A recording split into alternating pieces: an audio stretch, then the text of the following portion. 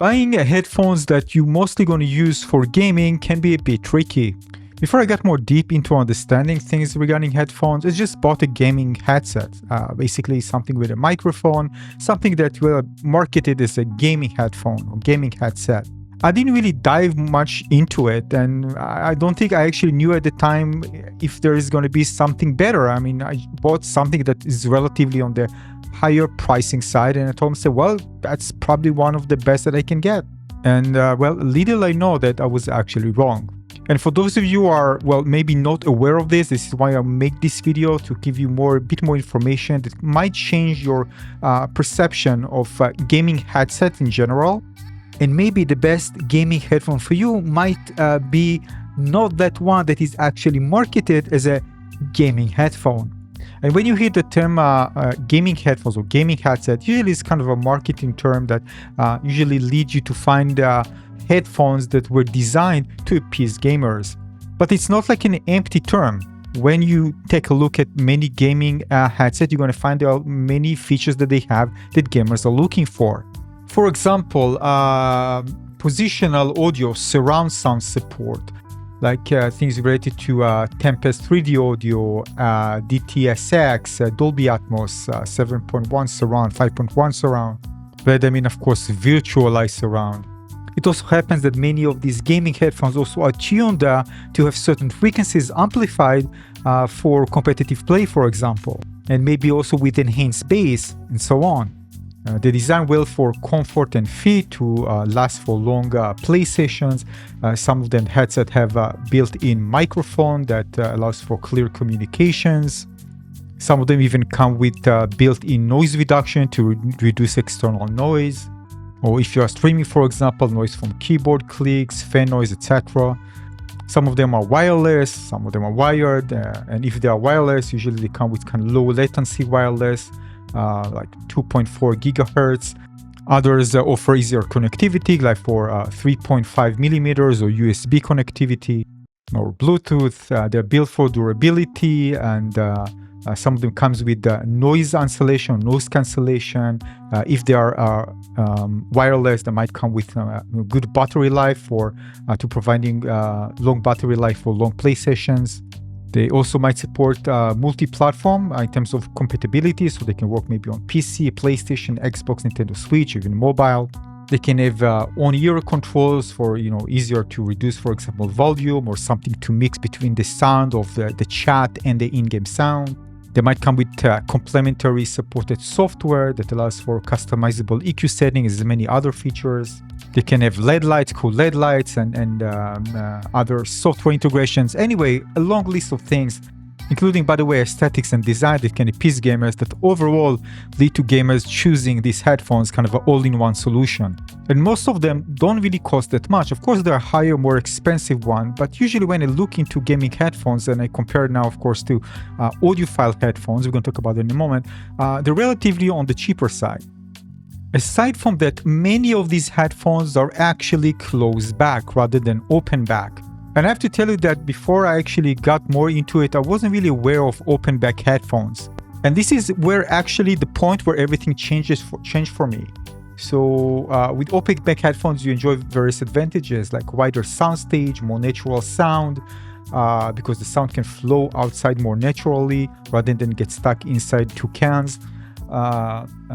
Better positional audio and imaging, more breathable and comfortable because it's open back, less in-head feeling of the sound, more accurate sound representation. However, there also comes where there are some cons. For example, there's sound leakage where you can actually hear what's outside and very, very clearly. You don't get this isolation that some are looking for. Also, there's less bass impact because they're open back design, and they're also relatively pricier compared to the, let's say, the average gaming closed back headphones. Of course, also in the closed back territory, you're going to find some of them provide much higher audio quality compared to others. And for some people, it won't be actually even a question, like even competitive gaming, when you want to hear even the little subtle footstep sound, you probably would prefer going with a closed back headphone if you play in certain environments, especially if you play competitive, especially if you play in esports. But again, open back headphones can provide you with some advantage, especially when it comes to accuracy with the imaging, when you can actually pinpoint in a more accurate way where enemies are actually located. Because with close back, you have a usually smaller, less natural soundstage. It also, by the way, it's close, so it can cause heat and sweat, especially if you're in a hot environment. It's less breathable and sometimes comfortable because of that.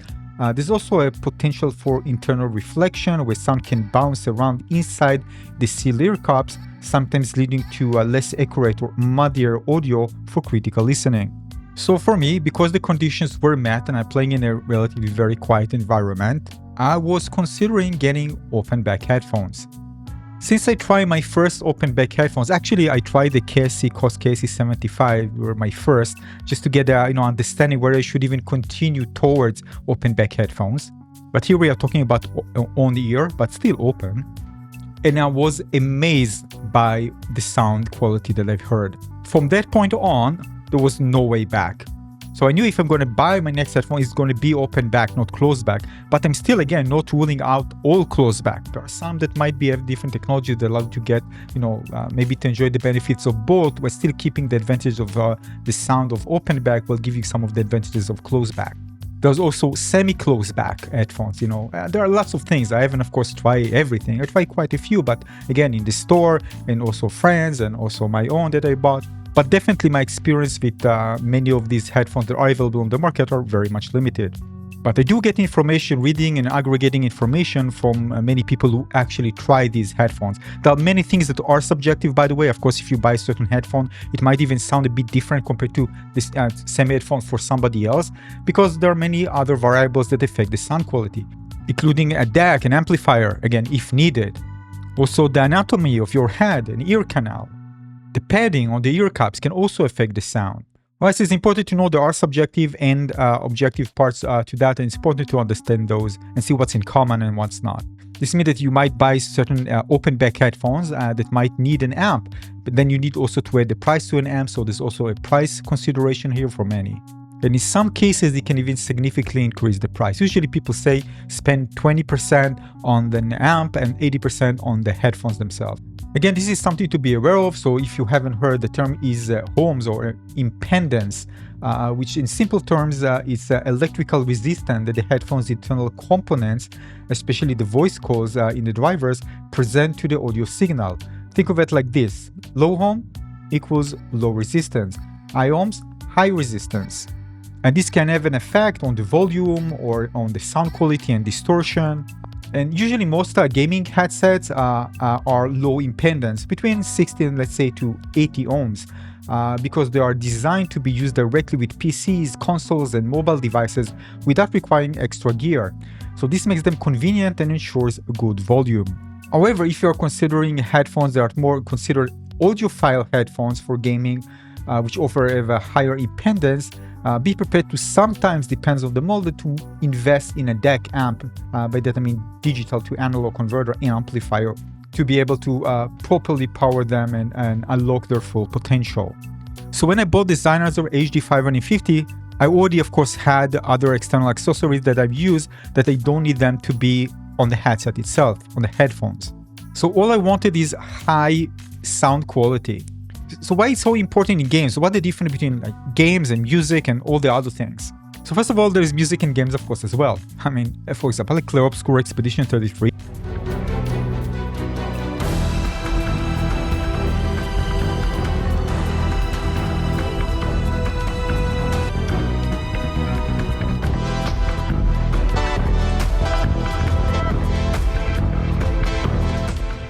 The original soundtrack, it's amazing, right? And I just enjoy so much more when I listen to it on the Sennheiser HD550. Now, because we're talking mostly about games, because when it comes to music, at certain music genres, one headphone can be better than others. But in games, usually what we have is lots of various sound effects. If it's a competitive play, the importance of hearing footsteps of your opponents to know their exact location. You want also high accuracy. Sometimes you want even wider soundstage so you can hear sound coming from far away rather than feeling that it's coming from your head. You want very good sense of directionality, again, when the sound is coming from, when it's above you, below you, behind you. You want it to be very, very precise.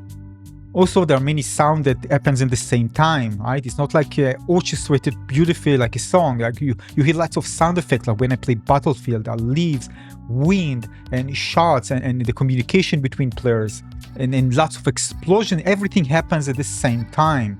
And this is what happens usually in games. You have a lot of these sound effects taking place. So what's important for that particular thing? I didn't even mention that music also takes place in the background as well sometimes.